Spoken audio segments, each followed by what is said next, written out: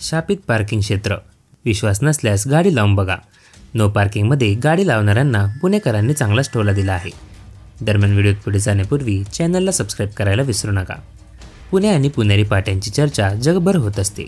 कमाल शब्दात किमान अपमान अशी ओळख अनेक जण पुणेकरांची सांगतात। पुण्यात पार्किंगची मोठी समस्या आहे, त्यामुळे लोक जिथे जागा मिळेल तिथे गाडी पार्क करून निघून जातात, पण त्यामुळे इतरांना त्रास होऊ शकतो याचा विचार करत नाही। बेशिस्त लोकांना पुणेकर पुणेरी शैलीतच उत्तर देतात। सध्या एक पुणेरी पाटी व्हायरल होत आहे। या पाटीवर शापित पार्किंग क्षेत्र असे लिहिले आहे आणि त्यासमोर नो पार्किंगचे चिन्ह दिसत आहे।